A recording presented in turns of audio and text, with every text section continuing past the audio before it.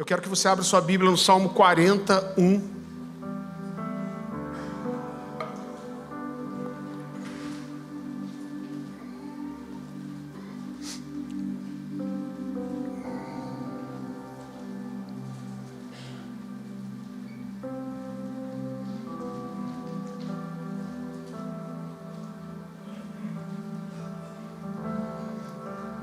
Salmo 41. Esse é um salmo de Davi, e a palavra do Senhor diz assim: esperei com paciência no Senhor. Repita comigo: paciência. E Ele se inclinou e ouviu o meu clamor.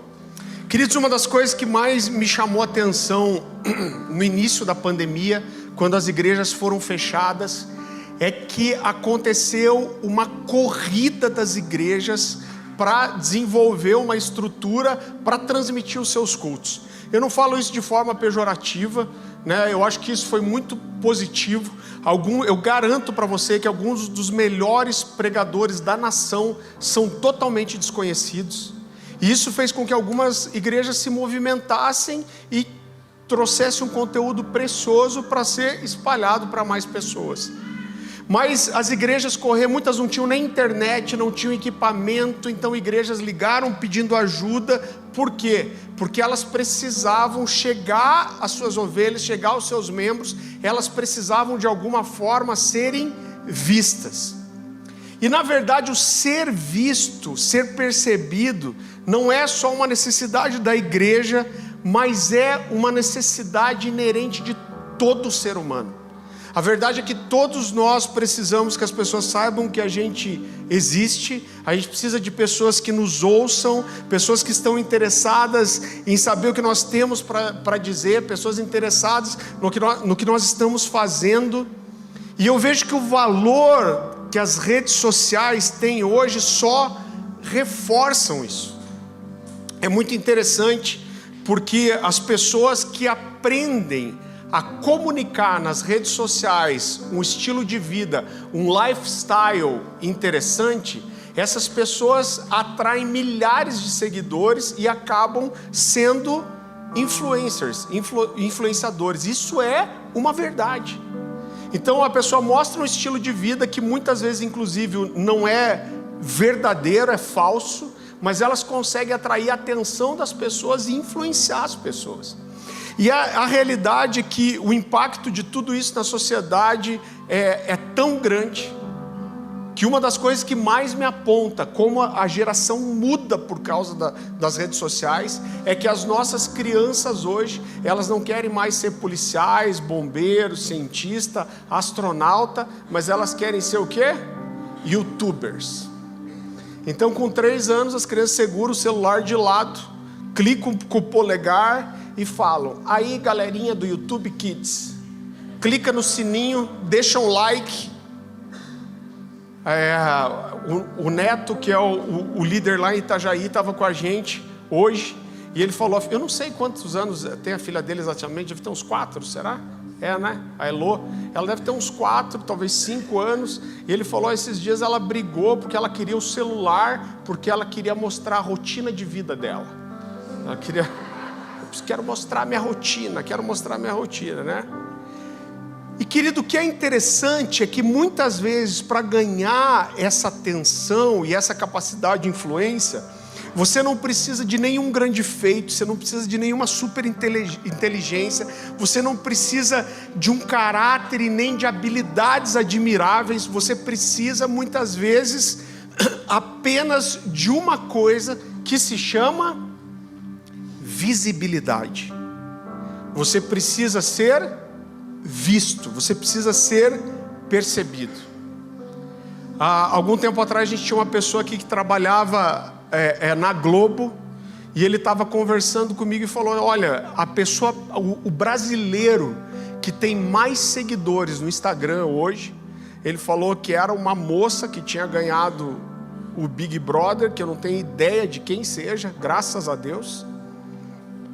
E ele falou, olha, essa moça quase do dia para a noite, ela se tornou a pessoa mais milhões de seguidores. E o que essa pessoa tem? Nada, a não ser uma coisa chamada visibilidade. Agora, O personagem principal dessa mensagem que eu quero compartilhar com você hoje, ele percorre um caminho completamente diferente. O personagem dessa mensagem, a pessoa por trás dessa mensagem, ela não tinha nenhuma visibilidade, ela não desenvolvia nenhuma tarefa incrível, ela não tinha nenhuma posição de destaque, ninguém estava interessado no seu estilo de vida, e os únicos seguidores que ele tinha eram um monte de animalzinho peludo, incapazes de dar likes, aplausos ou tecer qualquer comentário positivo. Mas mesmo assim, essa pessoa é sem dúvida nenhuma um dos principais personagens das Escrituras. O Antigo Testamento dedicou, e isso é muito singular, 66 capítulos para contar a história dessa pessoa.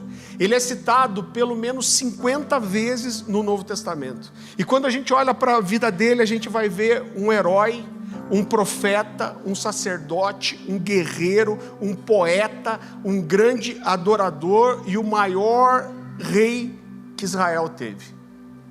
A verdade é que a vida dele tem inspirado pregações, livros, filmes, obras de arte. Michelangelo, um dos maiores artistas da história, dedicou uma escultura com mais de 4 metros para representar o que esse homem significa. Eu lembro que alguns anos atrás eu fui pregar em alguns lugares da Europa. Eu tive o privilégio de ministrar em Paris, e eu fui para um dos lugares do mundo que eu mais queria conhecer, que era o Museu do Louvre. E o museu é incrível, não sei quem teve a oportunidade de ir, mas existe uma conta que diz que se você olhar 3 segundos só para cada peça que existe dentro do museu, você vai levar mais de 3 dias para ver tudo. Então é tão grande que quando você chega lá, você tem que escolher, tudo é departamentalizado por áreas. Nossa, eu consegui falar essa palavra sem gaguejar. Uma salva de palmas. Departamentalizado.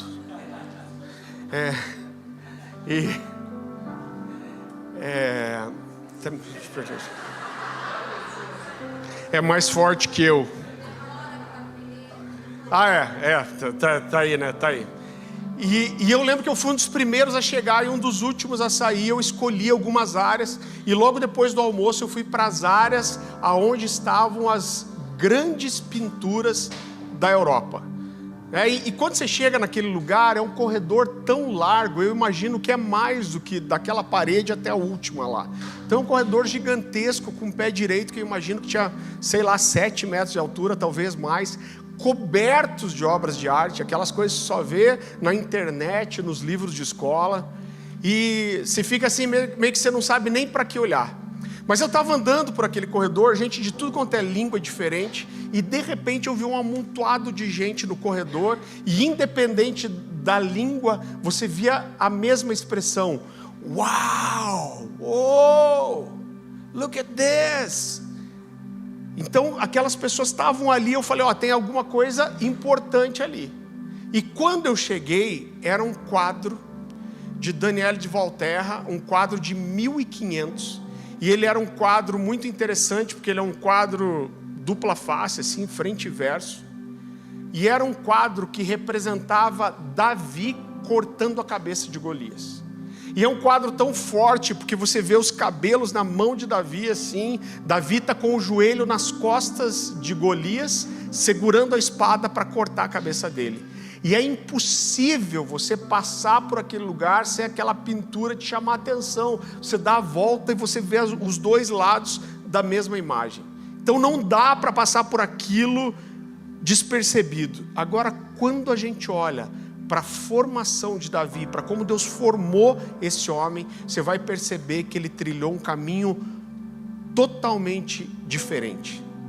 Ele foi desenvolvido sem exposição nenhuma, sem nenhuma visibilidade, não havia nada nele que atraísse a atenção das pessoas. Davi era o filho caçula de uma família de 8 irmãos, e dentro de uma cultura bélica, uma cultura de guerra. O que eu quero dizer com isso? Eu lembro que alguns anos atrás eu fiz um casamento, e no meio do casamento eu falei um detalhe. Eu falei, olha, Deus valoriza tanto o casamento que dentro da cultura judaica, que é uma cultura bélica, o que significa isso? Israel sempre esteve em guerra. Então a força de um jovem de 21, 20 e poucos anos é muito importante na guerra. Só que Deus chega e estabelece um mandamento. Ele diz assim: olha, quando um jovem se casar, por 1 ano, ele não deve ir para a guerra para promover a felicidade da sua esposa. E eu lembro que eu citei isso no casamento, e quando a cerimônia acabou, um senhorzinho veio para mim e veio falar: pastor, queria te dizer uma coisa. E já começou a chorar. Ele falou assim: eu fui muito tocado pelo que você falou. Eu pensei que ele ia falar da restauração do casamento, de qualquer coisa assim, do amor. Mas ele falou: não, eu sou judeu. E quando você falou sobre a cultura bélica, a cultura de guerra, isso tocou meu coração. E ele chorava só por pensar nisso. Então Israel vivia esse contexto onde a guerra fazia parte do dia a dia deles. E dentro de uma cultura bélica, os irmãos de Davi tinham as características que eram necessárias para atrair a atenção e o respeito das pessoas. Então eles eram altos, fortes, eles tinham uma estrutura física para a guerra. Então eles tinham as características capazes de atrair o olhar das pessoas, o orgulho do pai, e na verdade atrair até a atenção do grande homem de Deus, o profeta chamado Samuel. A Bíblia fala que, a Bíblia destaca que Davi, ele tinha uma aparência física diferente dos irmãos. Eu já vou falar mais sobre isso. E a Bíblia diz que quando Samuel vai para a casa de Jessé para ungir um dos seus filhos, a Bíblia diz que quando Eliabe entra, Saul olha para ele, olha para o porte físico dele, e Saul pensa: o quê? Esse deve ser o escolhido do Senhor, porque ele se parece com um rei. Ele tinha o porte de um rei.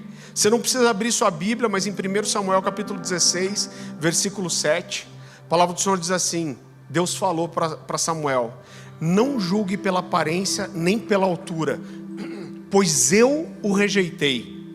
Eu não vejo como o homem vê. O homem vê a aparência, mas eu vejo o coração.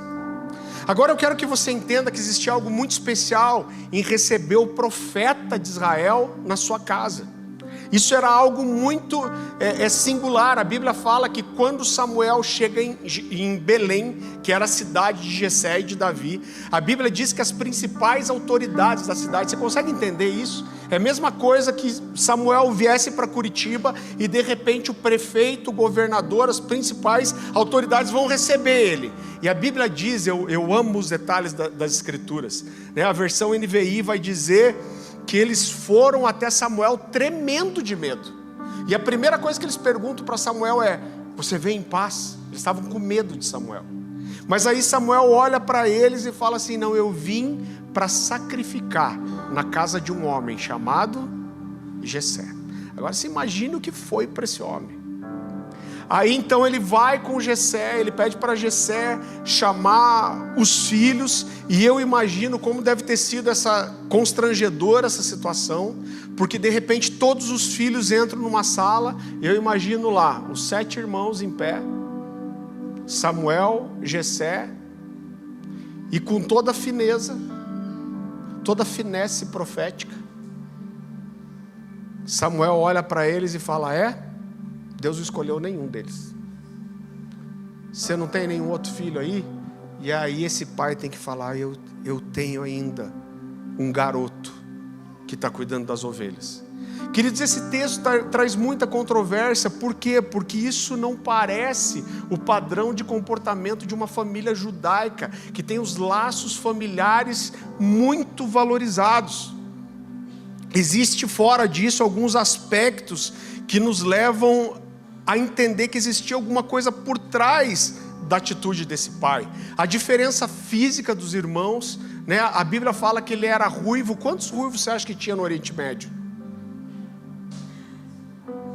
Então tudo isso nos aponta, a gente não pode provar isso, mas o desprezo da família, o fato do pai ter deixado o irmão de fora, o desprezo dos irmãos, a diferença física leva muitos a pensarem na possibilidade que Davi era um filho bastardo. Fora isso, a função de cuidar de ovelhas era uma função desprezada pelos pais, pelos donos das terras. Por quê? Porque era uma função que qualquer um podia fazer. A Bíblia diz que quando o pai de Davi manda ele levar comida para os irmãos no campo de batalha, a Bíblia traz um detalhe, nada está por acaso na Bíblia. E a Bíblia diz que o pai manda Davi servir os irmãos e manda um servo cuidar das ovelhas. Por quê? Porque era uma tarefa que qualquer um podia fazer. Não existia nada especial nisso. Outra coisa, Davi cuidava de poucas ovelhas. Pastor, como você sabe?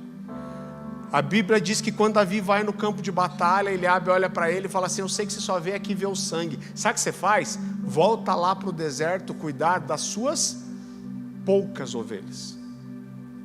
Então tudo isso, querido, aponta para a gente que de alguma forma essa família preferiu excluir Davi do que acolhê-lo. E talvez essa rejeição, o desprezo dos irmãos tenham empurrado Davi para um lugar de solidão, e sem querer ele descobriu uma coisa chamada solitude. Se você for no dicionário da língua portuguesa, lá vai parecer que solidão e solitude são a mesma coisa.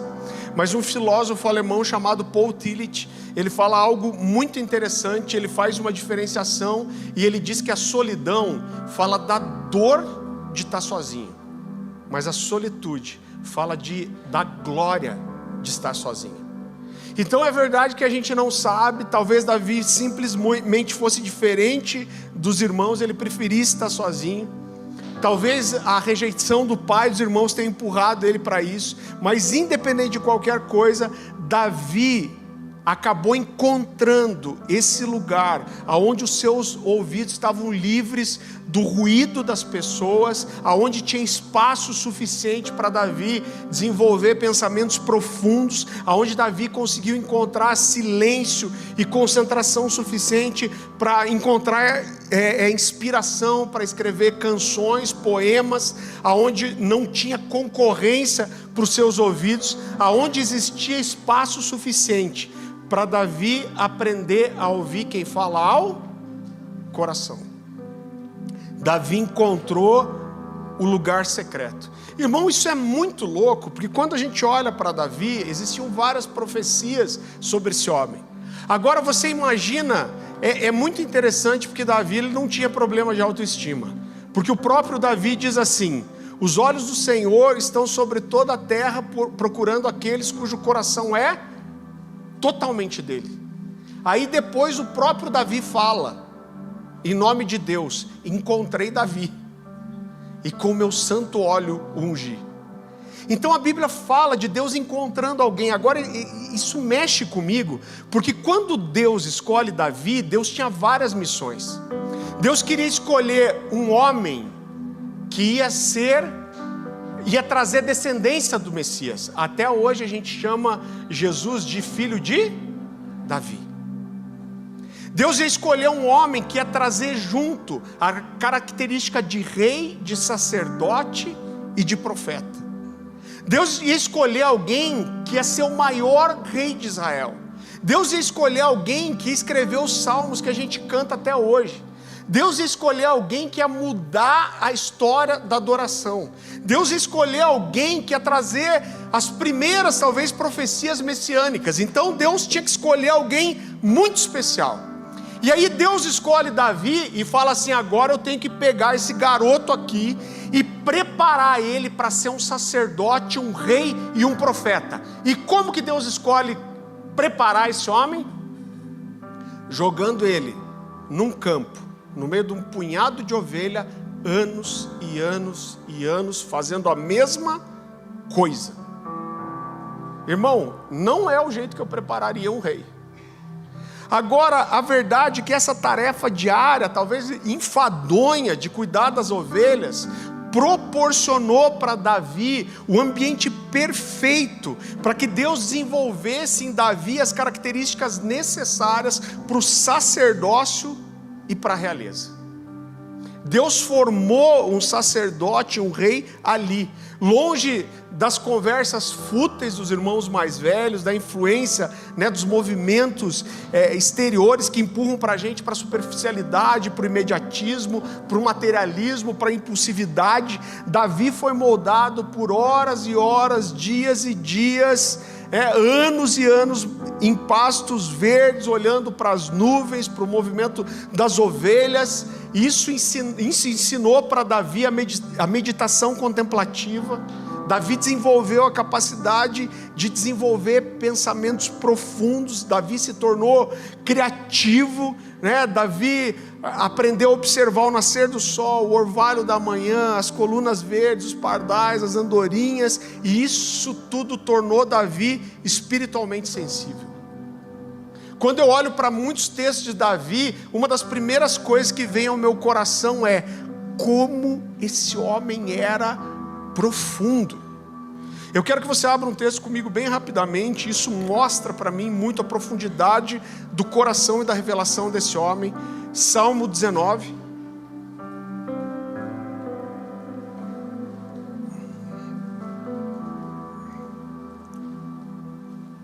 Salmo 19, a gente vai ler do 1 a 4. A palavra do Senhor diz assim: os céus proclamam a glória de Deus. Do que Davi está falando? Ele está falando de ter uma revelação do Criador através da natureza.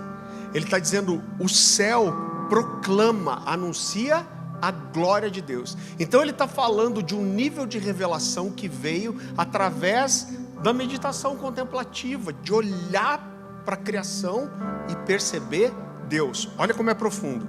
Os céus proclamam a glória de Deus e o firmamento anuncia as obras das suas mãos.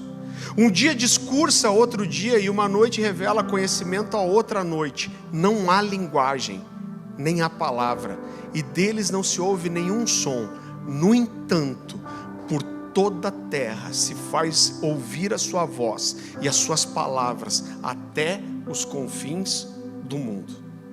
Olha a profundidade desse homem. Naqueles pastos e colinas, Deus estava alinhando o coração de Davi com o seu coração.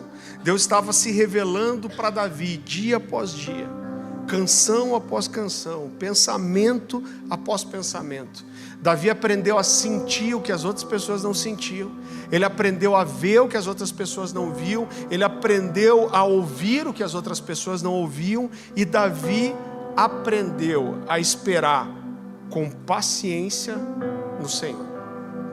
Existe o livro de um cara chamado Lynn Anderson, e ele escreveu algo muito precioso. Esse livro se chama Canção do Pastor. Não existe mais, você não encontra. E eu queria ler só um trechinho. Queridos, esse livro aqui, ele é um livro que tem mais de 30 anos. Então você não se assuste com alguns termos aqui, tá? Pastor, o que é isso? Você não sabe? Pastor, o que é o Walkman? Vai no Google. Ele escreve assim: para Davi, Deus havia de tornar-se tanto um companheiro como alguém que o ouvia. Deus também deseja ser isso para nós, embora Ele frequentemente seja incapaz de obter a nossa atenção por causa dos nossos ruídos mantidos no mais alto volume. Ligue a TV, volte-se para o estéreo, ligue o Walkman, decorda no velho RPM. O resultado é que não haverá um lugar calmo em nossa cabeça para pensamentos reflexivos. Ficamos distraídos demais para ouvir uma voz calma e tranquila. Nós suplicamos por barulho. E é claro que 30 anos depois isso não melhorou, mas só piorou. Mas no Salmo 41, Davi começa dizendo: esperei com paciência no Senhor. Querido, como eu disse, esse Salmo de Davi é um cântico de agradecimento. E como a gente tem construído aqui, Davi com certeza é um dos caras mais interessantes das Escrituras. É alguém que teve uma revelação mais profunda de Deus do que qualquer outra pessoa ao seu tempo. É alguém que mergulhou no conhecimento de Deus mais do que qualquer um no seu tempo. Davi traz uma das primeiras profecias messiânicas. No Salmo 110:1, Davi diz assim: disse o Senhor ao meu Senhor: assenta-te à minha direita, enquanto eu coloco os teus inimigos por estrado dos seus pés. De alguma forma, 1000 anos antes do nascimento de Jesus, Davi viu o Messias. Davi aparece no relato bíblico como alguém desprezado pelos irmãos, que cuidava de poucas ovelhas no deserto. Como eu disse, dentro da cultura judaica, só o filho primogênito tinha a porção dobrada da herança, então o resto que sobrava ia sendo diluído entre todos os outros, e Davi era o caçula de 8. Então a verdade é que ele cuidava de ovelhas que provavelmente ele nunca ia herdar, mas esse garoto era tão fiel naquilo que ele fazia, e tudo na vida dele é profético, e ele era tão fiel que ele não conseguia ver um leão e um urso abocanhar uma daquelas ovelhas sem ele fazer nada. Irmão, eu confesso para você que esse texto parece quase ridículo para mim. Eu imagino meu filho Caleb vindo para mim e falando: pai, eu fiz uma coisa horrível. O que você fez? Ai, pai, você não vai me perdoar. Filho, me conta o que você fez. Vocês estão vendo que eu estou fazendo 2 personagens aqui, né? Eu falo: cara, o que você fez? E ele fala: pai, apareceu um leão lá e abocanhou uma ovelha e eu não fiz nada. O que eu ia falar? Ah, não acredito. 1 mês sem PlayStation. É claro que não. Sabe o que eu falaria para o meu filho? Eu ia falar: você está louco, cara. Se aparecer um leão, vaza. Se lasque a ovelha. Tá certo que tem o carrezinho, a paleta, né? É importante, mas dá para deixar passar. Agora, esse garoto era tão fiel que a Bíblia diz que ele vai atrás do leão e o urso para brigar com esse animal. Você não precisa abrir. 1 Samuel 17:34, quando Davi está diante de Saul, ele diz assim: Davi, entretanto, disse a Saul, teu servo, Davi, teu servo, toma conta das ovelhas de seu pai. Quando aparece um leão ou um urso e leva uma ovelha do rebanho, eu vou atrás dele, dou-lhe golpes e livro a ovelha da sua boca. Quando se vira contra mim, eu o pego pela juba e lhe dou golpes até matá-lo. Mano de Deus, eu queria ver Davi no UFC. Agora, o que eu quero destacar em tudo isso, apesar de todo o empenho de Davi para cuidar daquelas ovelhas, apesar de ele estar disposto a arriscar a sua própria vida para salvar aqueles animais, volta e meia, um leão ou um urso conseguia abocanhar uma dessas ovelhas. E a minha pergunta era, mesmo Davi sendo tão dedicado à sua missão, mesmo com tanto cuidado, mesmo disposto a arriscar a sua vida, como esses animais conseguiam fazer isso? Sabe como eles faziam? Como eles conseguiam? É porque eles usavam de uma técnica chamada espreita. Com certeza você já viu isso em algum documentário da TV, tipo National Geographic ou alguma coisa parecida, né? Então esses animais, eles vão ali, a maioria deles, eles vão rastejando, eles se abaixam e eles dão passo por passo, e eles esperam, eles persistem, eles insistem até que haja uma oportunidade. Aí eles dão um bote, e quando eles dão esse bote, a sua fome é saciada, eles sentem a vida entrar dentro deles de volta, eles ficam ali escondidos, com paciência, com insistência, com persistência, eles esperam até que haja uma oportunidade. Lamentações 3:10 fala do urso que faz espreita e o leão que faz emboscada. Queridos, a gente está jejuando aqui, e eu não sei você, mas no primeiro dia de jejum a gente fica muito espiritual, até começar o final do dia. Você começa quicando, dando chute em demônio, no final do dia você está assim. Eu falo, né, e é verdade, tipo aquele santo da igreja católica, que tem aquela cara de tristeza, cabeça caída para o lado, olhar para cima. Não é sempre assim. Eu fiquei pensando, quem inventou assim? Não, é o seguinte, vamos fazer ídolos. Que características vão ter? Em primeiro lugar, cara de dó, com bochecha corada, né? Mais ou menos assim, né? Então, eu lembro que os adolescentes faziam muito jejum de Daniel. Como eu falei, eu faço jejum do Daniel aqui, ó. Que o Daniel come um pãozinho da Luciane, que é, ó. Então, o jejum do Daniel eu faço. Carne, pão.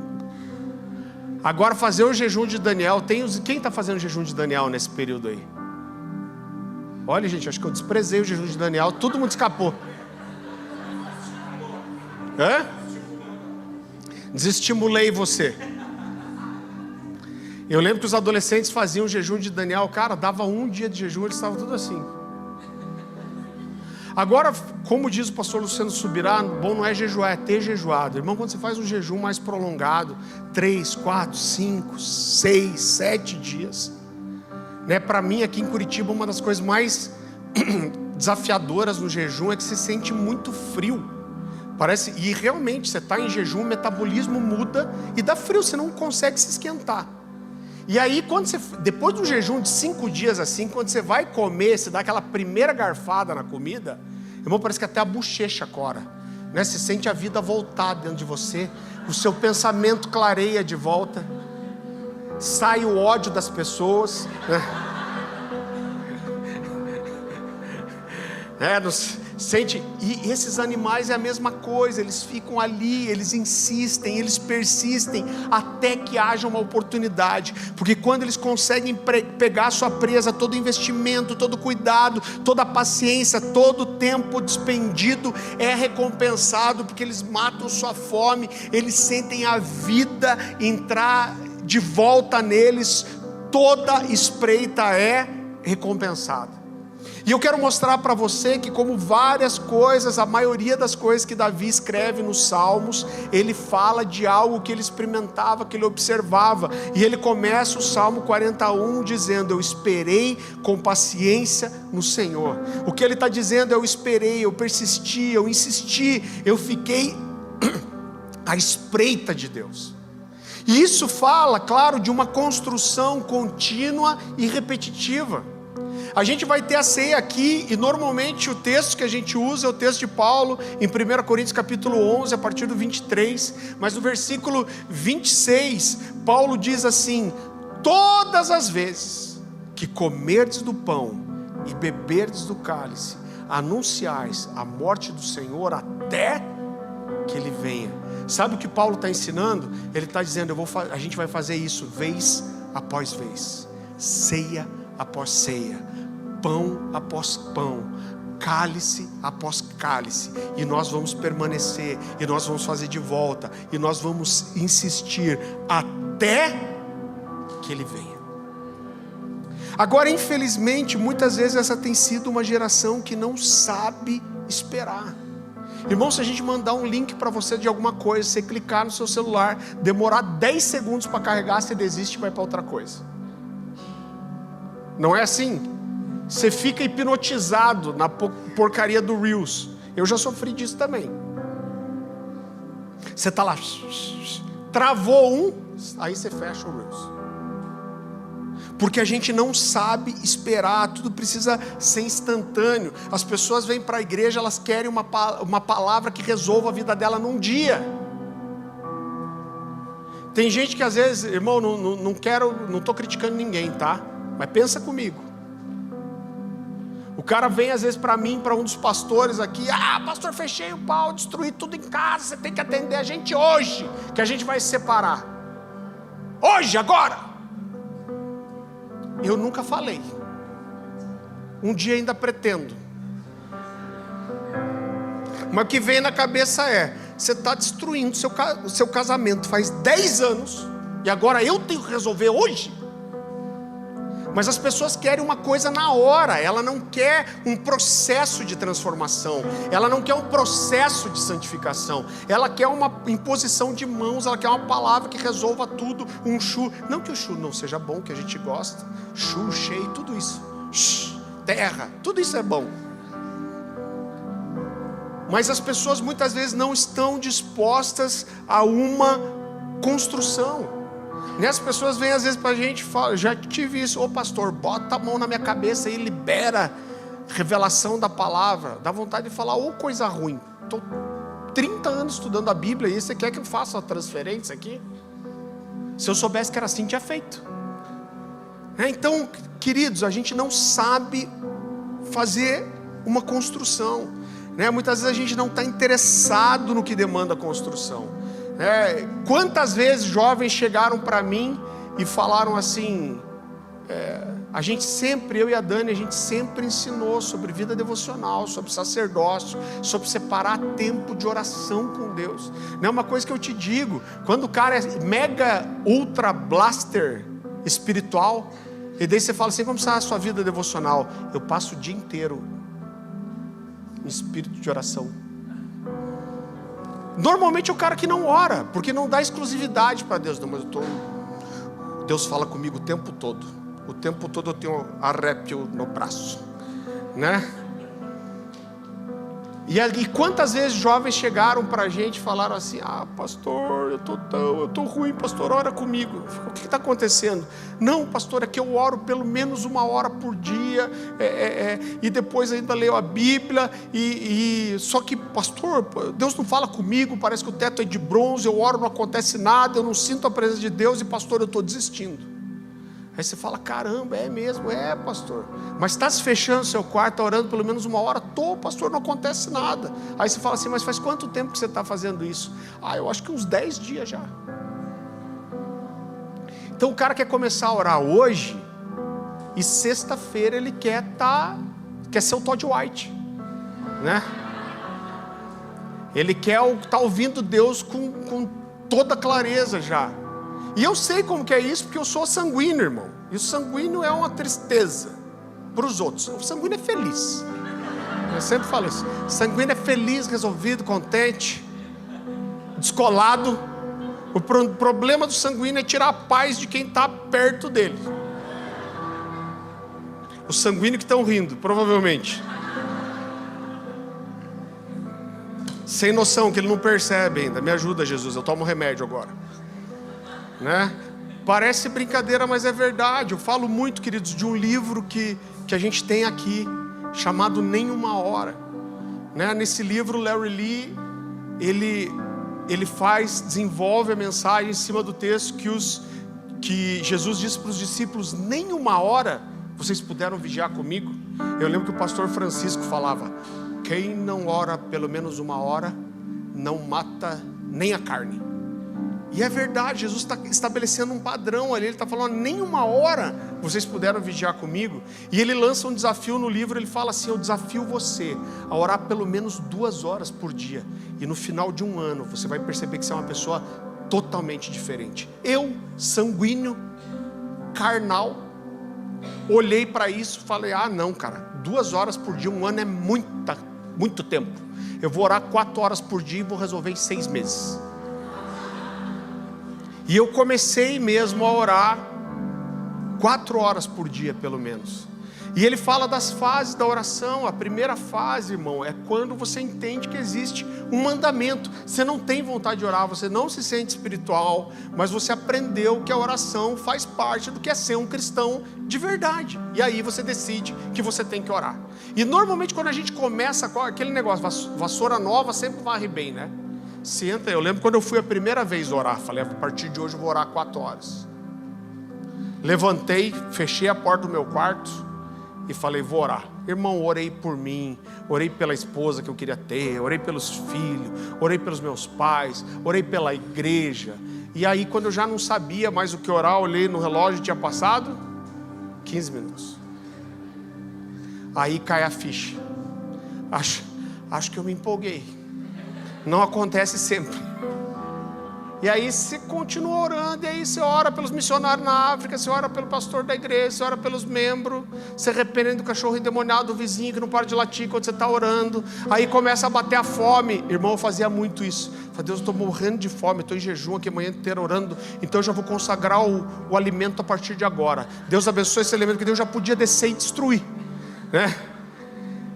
E aí quando você olha, passou mais quanto? Mais 15 minutos. E aí você fala, cara, vai ser difícil.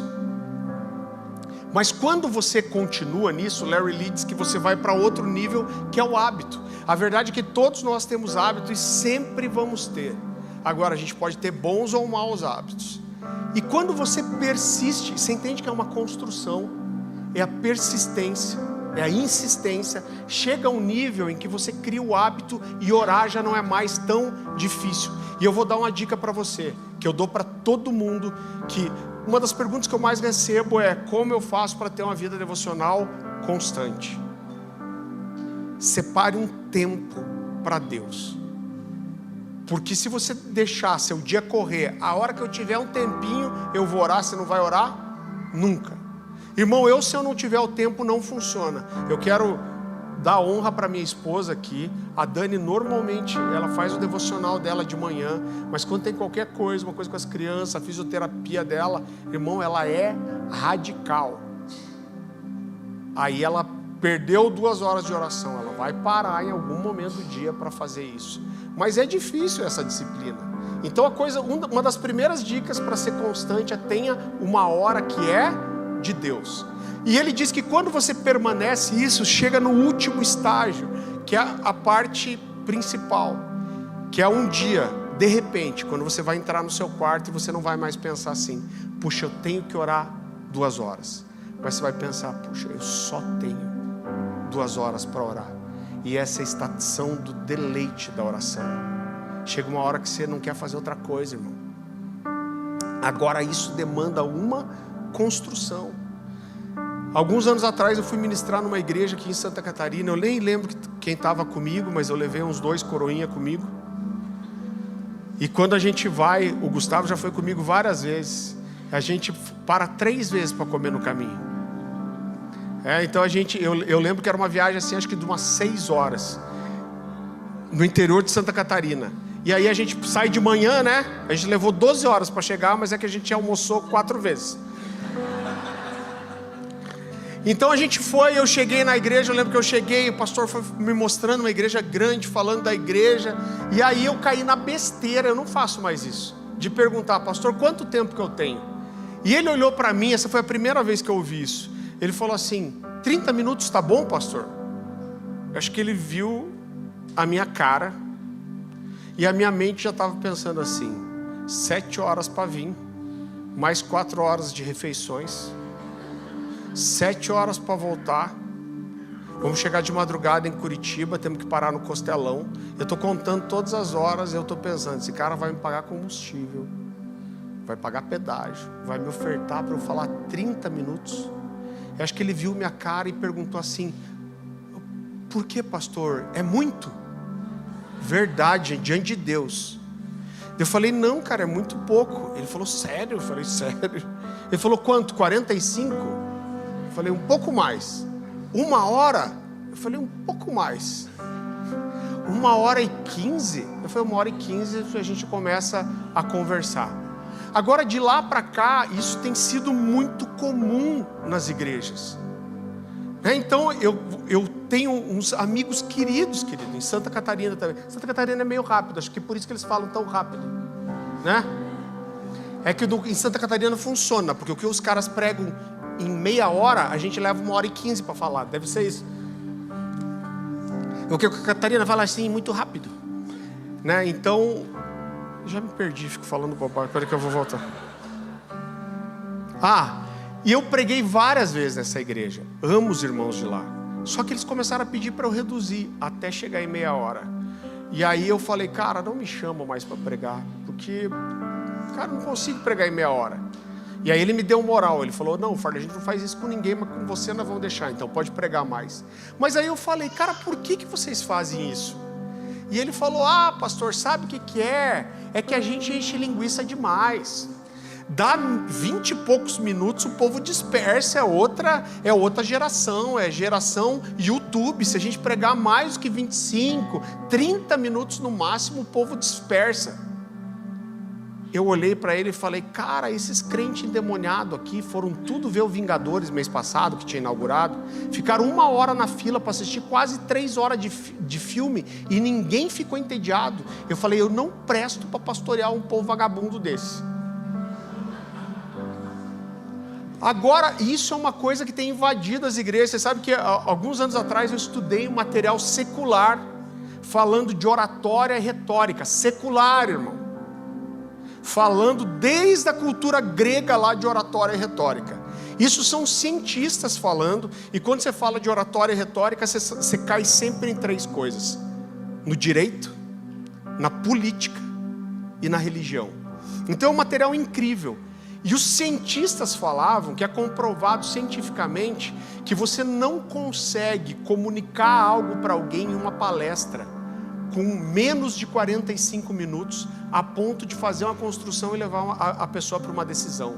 Então, quando eu vejo isso entrando nas igrejas, e tem várias igrejas que estão fazendo 22, 23 minutos de pregação, irmão, isso está tirando a função da igreja de instruir.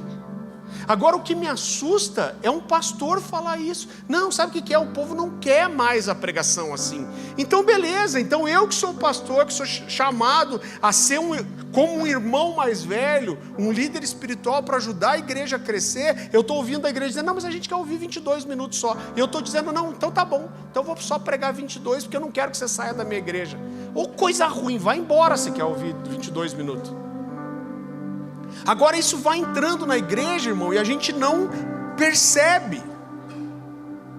Eu estava conversando com uma pastora muito amiga nossa, ela estava falando, Farley, a gente foi para os Estados Unidos, e aquelas mega igrejas gigantescas, aquela estrutura enorme, linda, aquele som da maior qualidade, aquela montoeira de luz, o cara epilético cai na mensagem.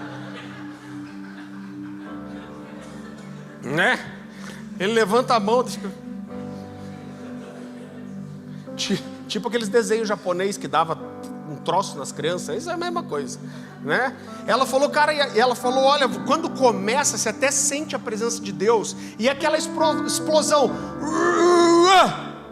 só que é 1, 2, 3, 4, 5, 1, 2, 3 músicas, 1, 2, 3, 4, 5, 6, 10 minutos, e acaba. Por quê? Porque as pessoas ficam entediadas na adoração, elas ficam entediadas no que deveria ser a busca da presença de Deus. É uma geração cheia de deturpações, que tem relação sexual no primeiro encontro, irmão. Por quê? Porque a relação sexual, que deveria ser fruto de uma construção, uma admiração, o desenvolvimento de uma amizade, o estabelecer um compromisso, o firmar uma aliança para coroar tudo isso com o sexo, porque eles não querem pagar com tudo isso, eles vão direto para o sexo. Agora, Davi começa escrevendo o Salmo 40, dizendo, esperei com paciência no Senhor. Agora olha que interessante, lembra que eu falei para você que Davi falava de coisas que faziam parte do dia a dia dele? Quando a Bíblia traz essa expressão, esperei com paciência, a palavra original no hebraico é a palavra kivah, se for para a gente pronunciar perfeitamente. Mas eu vou falar aqui kavah, que é, você conhece, a gente tem um culto todo mês, pelo menos, com esse nome, kavah. E a palavra kavah, a tradução literal dessa palavra é ficar à espreita. Então, se a gente fosse fazer uma tradução literal do Salmo 41, o que Davi está dizendo é, fiquei à espreita do Senhor. O que ele está dizendo é, eu fiquei à espreita, eu esperei ansiosamente, eu esperei com paciência, eu permaneci, eu insisti até eu encontrar Ele. E aqui eu quero fazer uma pergunta para você. Qual foi a última vez que você entrou no seu quarto e você falou, eu não vou sair daqui até que Deus me toque? Qual foi a última vez? Sabe uma coisa que eu lembro que eu fazia muito no final da adolescência, no começo da juventude? Eu era tão tocado por Deus em alguns cultos. Irmão, eu vou te dizer que não era um lugar muito incrível não, viu? Mas eu era tão tocado por Deus que quando o pastor pedia para levantar, para fazer a oração final, eu fugia embora. Sabe por quê? Porque eu não queria me distrair. Eu não queria dar tchau para ninguém. A única coisa que eu queria era ir correndo para casa e me fechar no meu quarto para que Deus continuasse falando comigo. Um amigo me disse uma vez que eles eram em 3 irmãos. Ele falou, olha, ele filho de pastores. Ele falou, minha mãe tinha um quartinho do lado do quarto dela que era um quarto de oração.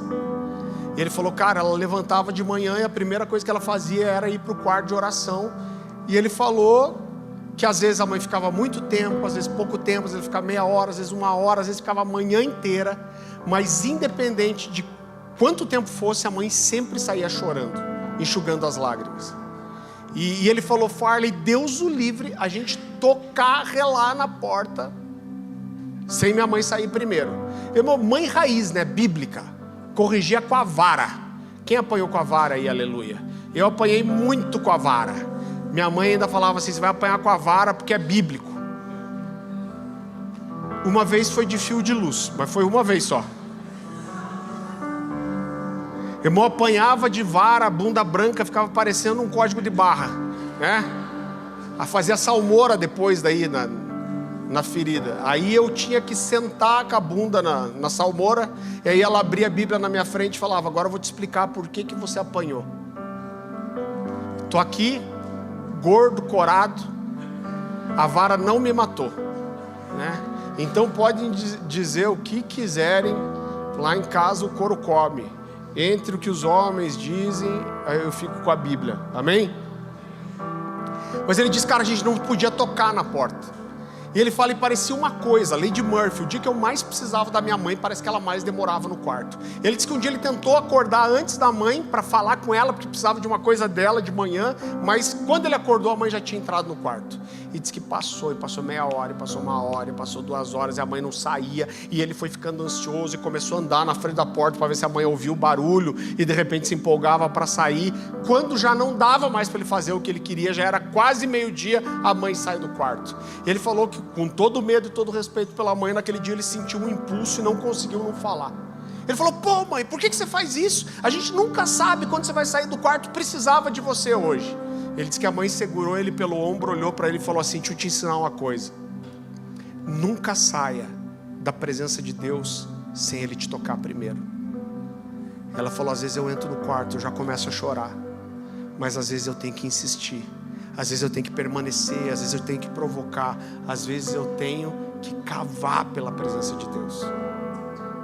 Como eu disse, Lamentações capítulo 3 versículo 10, você não precisa abrir, diz, fez-se como um urso à espreita e um leão de emboscada. Olha que interessante, a palavra traduzida como emboscada aqui é a palavra miktar, que fala literalmente de alguém que fica escondido em um lugar secreto esperando.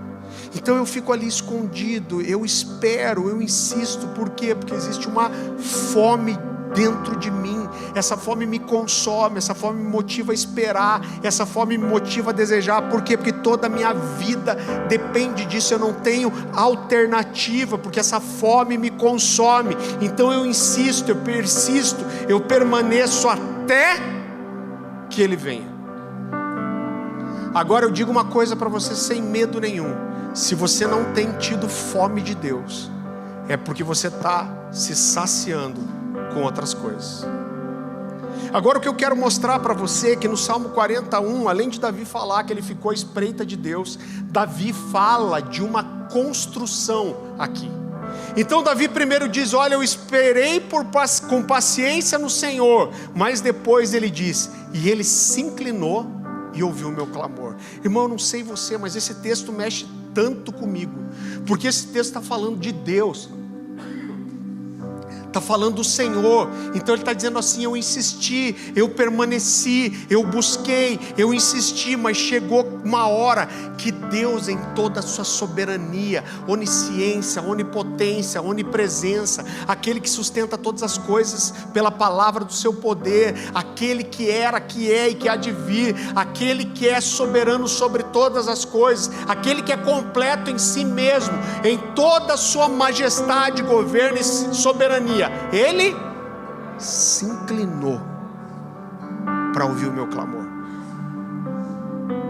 O que Davi está dizendo, ele viu minha fome, ele viu meu desejo, ele viu que eu permaneci, e chegou uma hora que ele se inclinou para ouvir o meu clamor.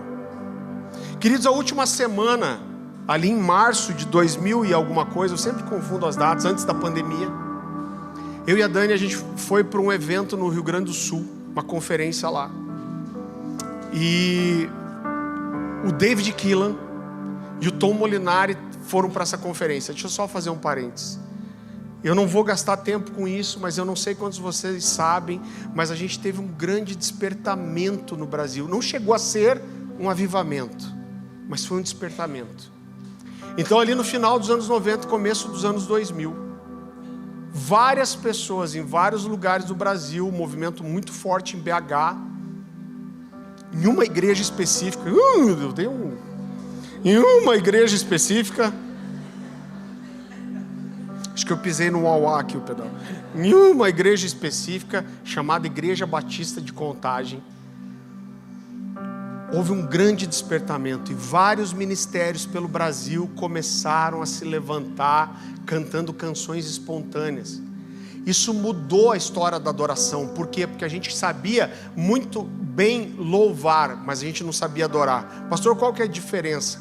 Louvar é cantar sobre Deus, mas adorar é cantar para Deus. E de repente várias pessoas em vários lugares do Brasil começaram a se levantar cantando canções espontâneas. E esses cultos de adoração começaram a juntar multidões. Aqui em Curitiba aconteceu o Fogo e Glória Curitiba. Irmão, Deus marcou aqueles dias. Eu diria que de 99 talvez até 2006. Então isso despertou uma geração. A presença de Deus nesses lugares era tão incrível. Hoje, quando eu estava na adoração aqui, me lembrou muito aquele ambiente. Eu lembro que a gente ia para a Igreja Batista Shalom, que é uma igreja que eu quero dar honra para eles aqui, porque eles serviram tanto essa cidade. Eles foram um foco de despertamento aqui. Eles receberam e deram o púlpito, o espaço para ministérios incríveis. As conferências do Fogo e Glória, vários anos foram lá. Então você chegava, irmão, a reunião começava às 8 horas da noite. Você chegava às 6 horas da tarde, eu e a Dani, a gente só não trabalhou no primeiro evento, todos os outros a gente trabalhava. E você chegava às 6 horas da tarde, não tinha um som mecânico, não tinha ninguém ministrando. Às vezes o povo estava em andaime, colocando caixa de som, mas já tinha gente rolando no chão e chorando. As pessoas chegavam, reunia 3, 4 mil pessoas. E as pessoas iam chegando, elas não queriam tirar foto com o artista, elas iam para a cadeira, ficar de joelho, iam para o chão, chorar. E a verdade é que o que aconteceu naqueles dias não só mudou a história da igreja no Brasil, mas despertou os ministérios que tocaram a próxima geração. Eu, o Diego, a maioria dos pastores aqui, a Débora, né, o Gustavo, esqueci seu nome, brincadeira, o Eros. Quem mais que é dessa época? Tem uma galera, Renan. Você também, Renan. O Renan tinha 5 anos. Ele pinta a barba. Nós fomos despertados nesse dia. Não quer dizer que eu não tinha uma vida com Deus antes, mas quer dizer que Deus nos marcou naquele dia. E quando Deus traz um despertamento, isso prepara a próxima geração que vai tocar os outros próximos 20 anos pelo menos. Irmão, provavelmente as pessoas do Brasil que você mais admira, os ministérios que você mais admira hoje, foram pessoas que foram tocadas e despertadas nesses dias de glória, de despertamento, de favor de Deus.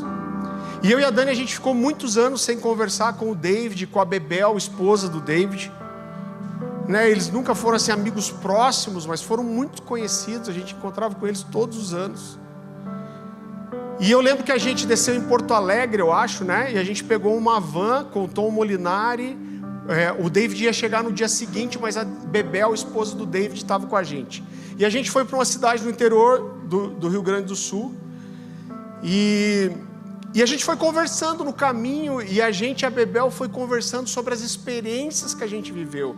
Irmão, era muito comum cura, dente de ouro. Eu lembro de um amigo meu que era todo retraído, e ele falou que ele estava de olho fechado, e ele sentiu alguém pegar a mão dele e levantar para adorar. Ele pensou, poxa, pessoa sem noção me incomodando aqui. Quando ele abriu o olho, não tinha ninguém. Então eu posso contar um monte de experiências como essa, que foi um derramar do Espírito, de ativação muito grande. E a gente foi contando essas histórias, e o Tom Molinari quietinho ouvindo. No dia seguinte o David chegou. O David foi, para mim, eu acho que a figura mais marcante, talvez ele, o Antônio Cirilo, dessa estação, daquilo que Deus fez esses dias. E aí a gente foi tomar um café, todo mundo junto. O Tom nunca tinha estado com o David pessoalmente. E no meio da conversa, o Tom Molinari olha para o David e fala assim: David, a gente tem vivido coisas tão especiais na adoração no Brasil, junto com o pessoal do Som do Reino, Alessandro, Morada, André Aquino. Ele falou: mas quando eu ouço as histórias do que Deus fez no final ali dos anos 90, começo dos anos 2000, ele falou: a impressão que eu tenho é que o que vocês viveram é muito além do que o que a gente vive hoje. Ele falou: quando eu vi as primeiras histórias, eu achei que era exagero. Mas se aí você ouve você ouve 2, 3, 8, 10 pessoas contando as mesmas coisas, você fala: aconteceu alguma coisa lá. Ele falou: a impressão que eu tenho é que vocês viveram algo que a gente não chegou ainda. E ele disse para o David: você ministrava naquela época, foi muito usado por Deus, e você ministra hoje também.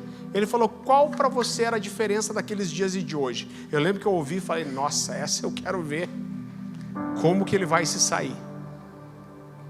E o David olhou para o Tom e falou assim: olha, Tom, a gente tem vivido coisas especiais de Deus. Ele falou: mas a impressão que eu tenho é que o que existia de diferente naqueles dias é que existia uma fome nas pessoas que eu não tenho visto hoje.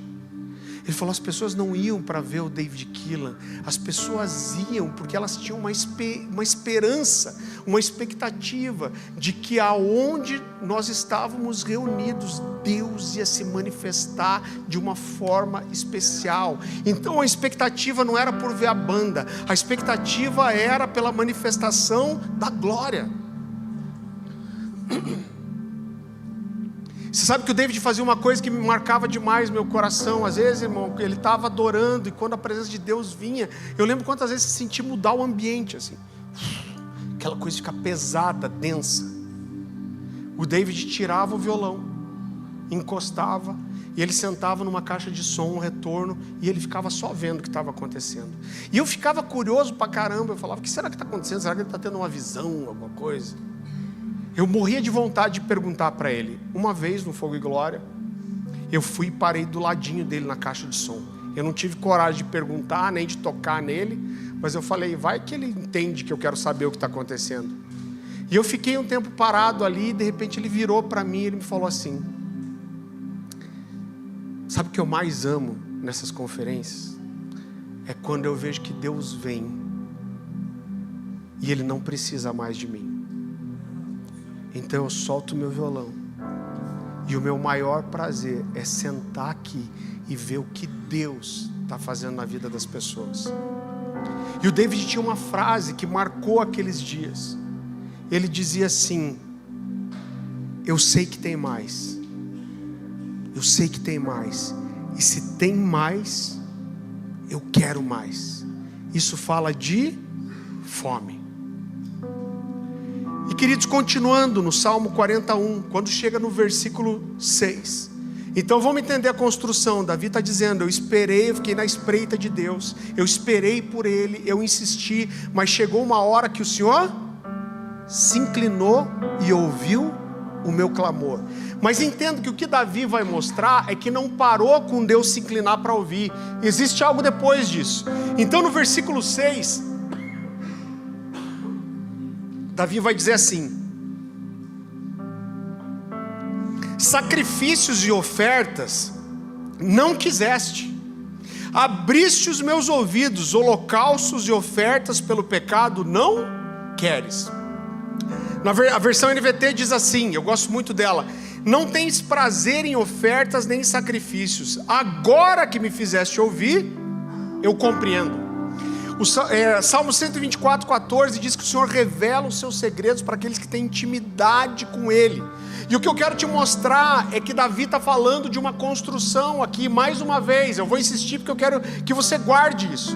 Ele está dizendo: eu fiquei à espreita de Deus, eu permaneci, eu insisti, mas chegou uma hora que Ele se inclinou para me ouvir. Mas não para aí, depois que Ele se inclinou para me ouvir, Ele está dizendo: Deus abriu os meus ouvidos, Ele falou comigo, e eu passei a entender coisas que eu não entendia.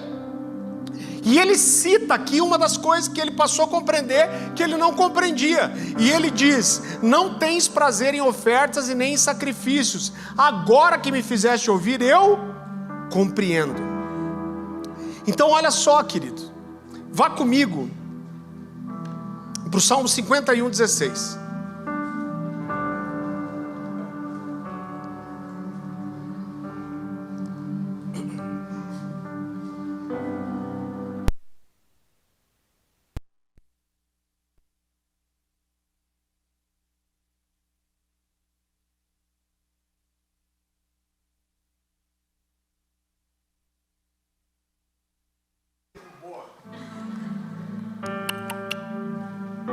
Salmo 51:16.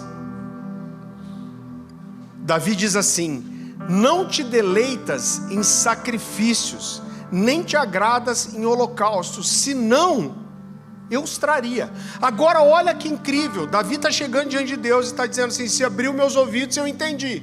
Sacrifícios e ofertas e holocaustos você não quer, senão eu traria para você. Agora o que é interessante é que Davi começa justamente oferecendo sacrifícios e holocaustos. Quando a gente vai, por exemplo, lá em 1 Crônicas, capítulo 21, a Bíblia fala que Davi quer oferecer uma grande oferta ao Senhor.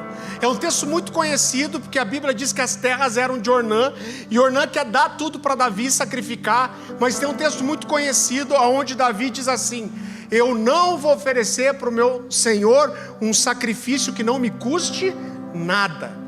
E a Bíblia diz que Davi ofereceu 7.200 quilos de ouro por aquilo. E a Bíblia diz que ele prepara os holocaustos e sacrifícios, e ele oferece para Deus, e Deus não só recebe, mas a Bíblia diz que cai fogo do céu e consome o sacrifício. Irmão, você consegue imaginar uma resposta maior do céu do que cair fogo do céu? Deus está dizendo: eu recebo. O que você está me entregando me agrada, isso é puro, e eu quero te responder do céu. Eu vou descer fogo e eu vou consumir esse sacrifício que vai chegar para mim com um aroma suave e agradável. Então Davi não só começa oferecendo sacrifícios e holocaustos, mas Deus responde isso com fogo do céu. Na verdade, até Davi, eu estou alérgico, mas vai dar tudo certo. Na verdade, até Davi, a adoração era restrita basicamente a você entregar alguma coisa para Deus. É Davi que vai mudar isso, vai trazer as canções, as danças, a música. Mas Davi começa oferecendo sacrifícios e holocaustos. Mas no Salmo 46, Davi diz: eu esperei por você, você se inclinou para ouvir o meu clamor, depois você abriu os meus ouvidos, você falou comigo, e agora eu entendo que você não quer essas coisas. Agora, sabe o que é mais interessante? É que sacrifícios e holocaustos era exatamente o que Deus pedia, irmão. Agora olha como é forte isso. Davi está tendo a moral de chegar diante de Deus e falar assim: o Senhor pede sacrifício e holocausto, mas quer saber? Eu sei que na verdade não é isso que você quer. E eu quero só fazer um parênteses aqui. Vá comigo para Hebreus capítulo 6. Esse é um texto que a gente usa muito para bater no pessoal da hipergraça, que diz que salvação não se perde.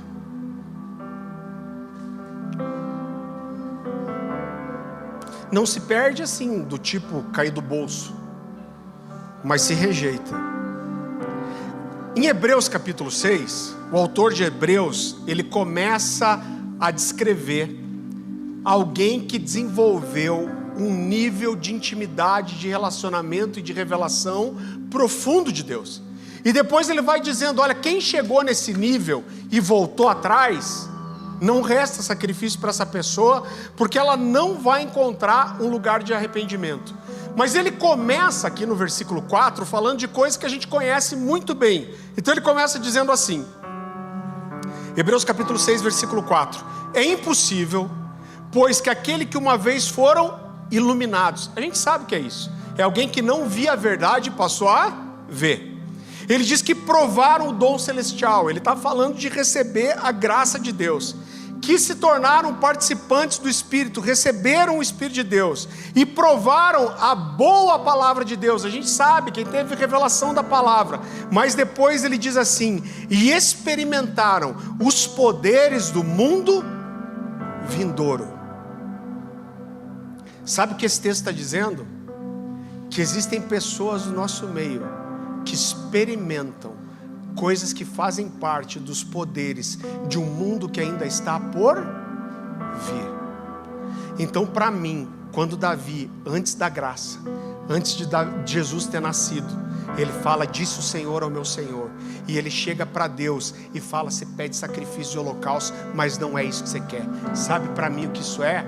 É alguém que está experimentando os poderes de um mundo que ainda está por vir. Agora olha que incrível, queridos. Davi chega a esse lugar de revelação, e o que ele está dizendo o Senhor está pedindo sacrifícios e holocaustos, mas na verdade eu sei que não é isso que você quer. Eu tenho intimidade com você, eu ouvi a sua voz, eu sei que você pede isso, mas na verdade o que você quer é um coração contrito e quebrantado. O que você quer não é sacrifício, é obediência. O que você quer é uma adoração que seja fruto de um relacionamento íntimo e não de um ritual. Queridos, Davi tinha experimentado muitas coisas em Deus já. Davi matou um leão e um urso.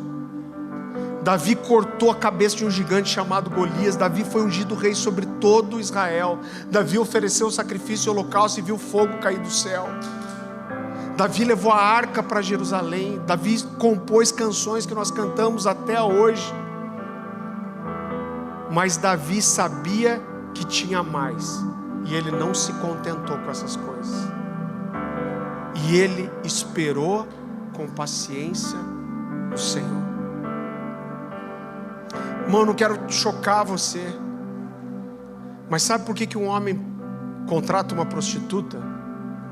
Porque aquilo que deveria ser fruto da construção de um relacionamento, uma admiração, uma amizade, o firmar um compromisso, o estabelecer uma aliança e coroar tudo isso com sexo. Porque o homem não quer pagar com todas essas outras coisas, ele paga com dinheiro. Agora eu quero dizer para você que Deus não se vende. Deus pode nos dar muitas coisas. Deus nos dá graça, Deus nos dá talentos, Deus nos dá dons, Deus nos dá favor. Os homens podem nos dar muitas coisas. Os homens nos dão honra, admiração, título. Agora a intimidade, nem Deus dá para você. A intimidade a gente tem que construir com Ele.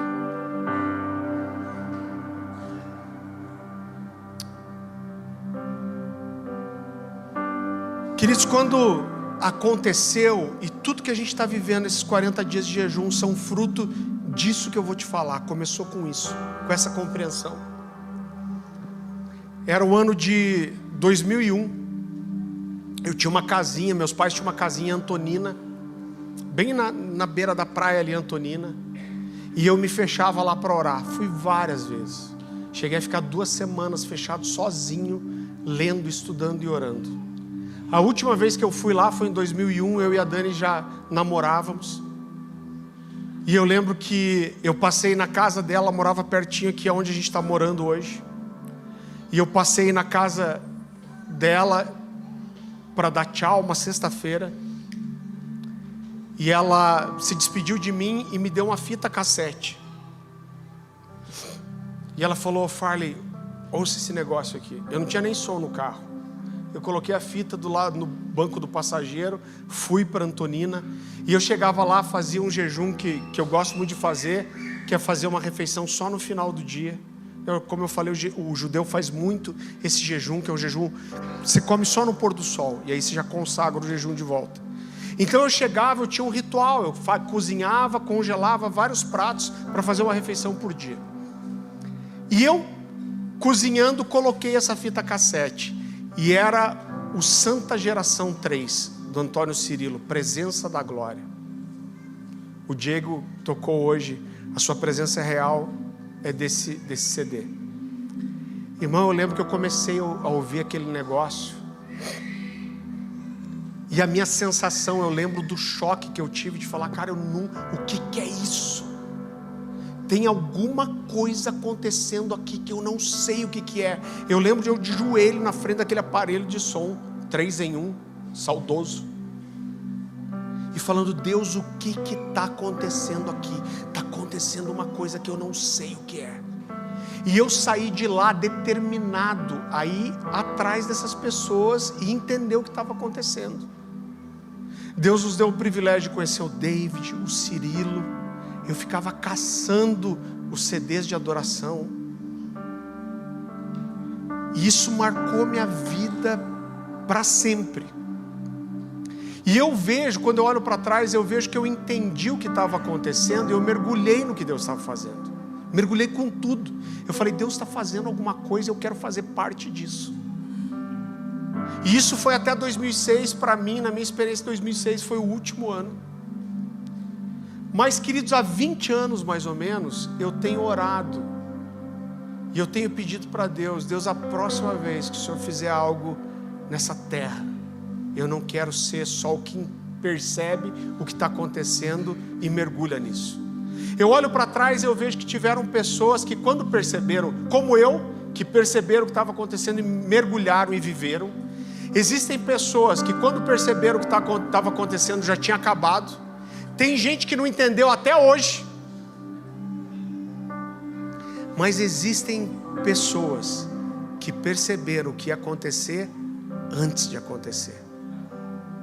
Ano passado, um amigo aqui da igreja, um irmão aqui da igreja, me mandou ele tirou de uma fita de VHS o David Keelan numa igrejinha de madeira aqui em Curitiba com poucas pessoas, totalmente desconhecido na época, profetizando e dizendo, Deus está me falando que vai trazer um mover de adoração no meio dos jovens, vai levantar uma adoração extravagante e vai chacoalhar essa nação. 98. E a minha oração há quase 20 anos é, Deus, na próxima vez eu não quero ser só alguém que entende e mergulha, eu quero ser um dos seus amigos que entende o que o Senhor está para fazer e anuncia.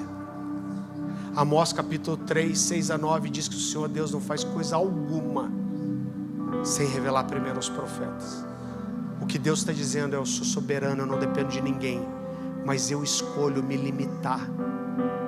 E eu não vou fazer nada até que eu encontre amigos, parceiros íntimos, que consigam sentar à minha mesa, me ouvir, me entender e anunciar o que eu estou para fazer.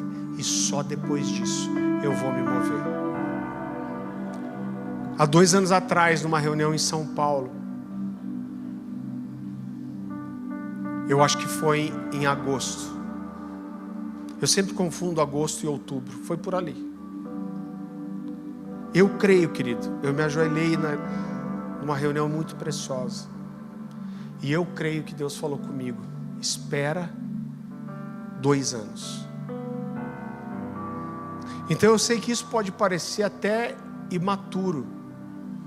Mas eu creio que a gente está às vésperas de uma grande mudança espiritual. E a gente está entrando... Irmão, nós estamos falando de algo que aconteceu há 20 anos atrás. Sabe para mim qual é a diferença dessa geração jovem hoje para nós aqui? É que eles não experimentaram algumas coisas. Eles não têm experiência. E eu creio que Deus vai derramar uma estação de graça, de favor, de despertamento, de avivamento. Quando isso aconteceu, o cara que era o pastor de toda essa galera era o Dan Duque, que é o nosso pastor hoje, o meu pastor, que é a cobertura dessa igreja.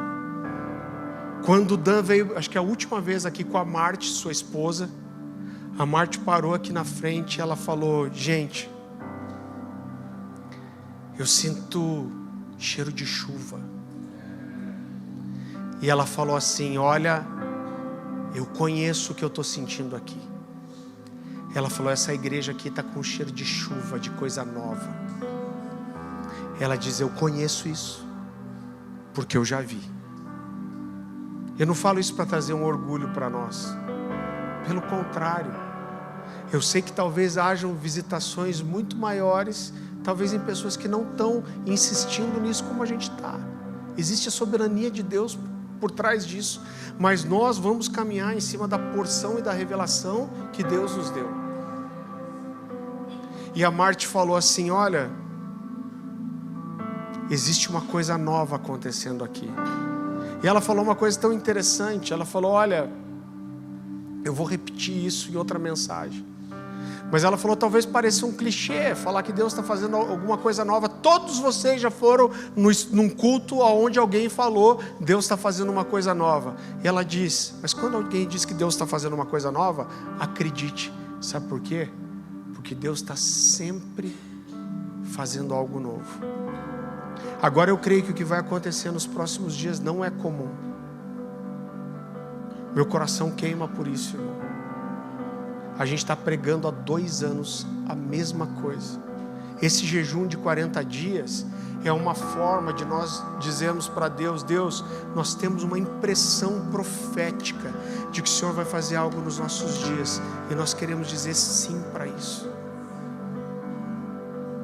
A gente quer dizer: Deus, não nos deixe de fora, não passes de nós, não passe de nós. Isso é a função da igreja. Nós somos uma família espiritual, irmão, e nós estamos aqui para adorar o Senhor e para provocarmos uns aos outros. Eu digo para você de todo o coração, e Deus sabe a minha sinceridade, eu não sonho, a gente vai ter o que Deus quiser, mas eu não sonho em ter uma igreja gigante, mas eu sonho em viver uma igreja incendiada, intensa, apaixonada, santa, arrependida, que vive comunidade de verdade. E nós estamos aqui por 40 dias, jejuando e orando, dizendo: Deus, faça o que o Senhor quer fazer. Faça, e começa aqui. Isso não fala da gente se achar melhor ou maior do que os outros, irmão. Isso fala que a minha responsabilidade é com vocês. E a minha oração é: Deus, faz aqui, na Manuel Ribas 5026. Nessa igrejinha aqui, num canto da cidade, faça aqui. Faça essa aqui ser uma casa de glória, Senhor. Faça essa casa ser um lugar que dá acesso a que as pessoas experimentem o que ainda não experimentaram. Faz dessa casa um lugar onde o Senhor encontre espaço, fome, desejo para repousar o seu espírito. Faz dessa casa um lugar onde o Senhor se agrada de estar, Senhor. Todas as outras coisas perdem o valor, Senhor. Todas as outras coisas perdem o sentido, Senhor.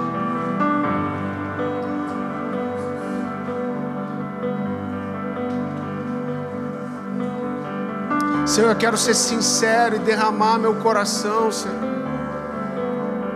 Mas o que importa, qualquer outra coisa que a gente possa conquistar, nós estamos aqui porque nós queremos a sua glória, Senhor. Nós queremos o Senhor se manifestando. Nós queremos poder voltar para as nossas casas e poder dizer: o Senhor estava lá, eu tive um contato com a glória de Deus. Eu não sei o que vai acontecer depois, mas por toda a vida eu vou poder contar isso para os meus filhos, para os meus netos, que eu estive em um lugar onde pessoas sedentas viram Deus repousar sobre uma casa.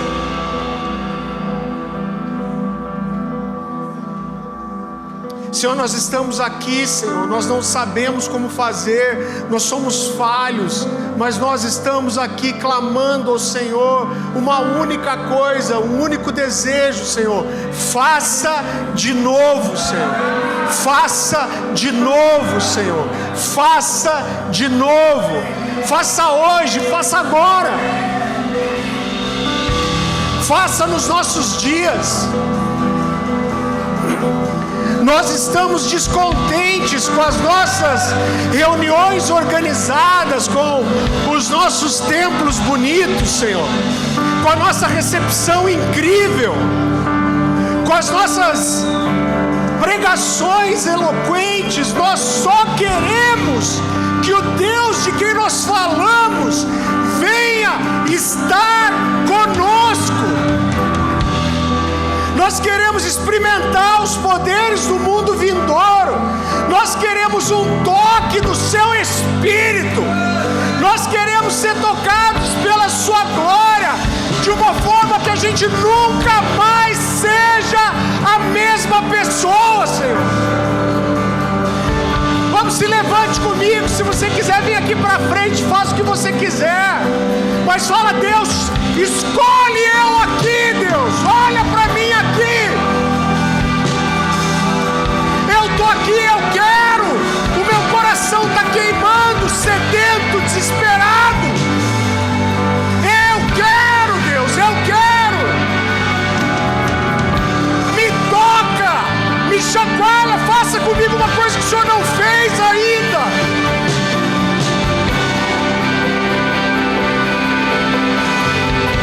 Toda a nossa expectativa errada, os nossos desejos egoístas. Se revela para nós de um jeito que a única coisa que nós vamos querer e desejar de verdade é permanecer no lugar da Sua glória, da Sua presença.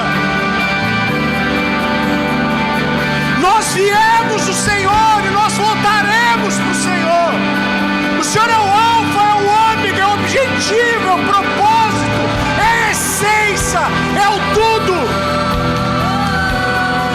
Encontra em nós um lugar, Senhor. Encontra em nós um lugar. Venha, Jesus. Venha, Jesus. O Senhor virá e reinará conosco por 1000 anos. Mas aqui, vem agora, venha já. Jesus, com seus olhos de fogo, com a sua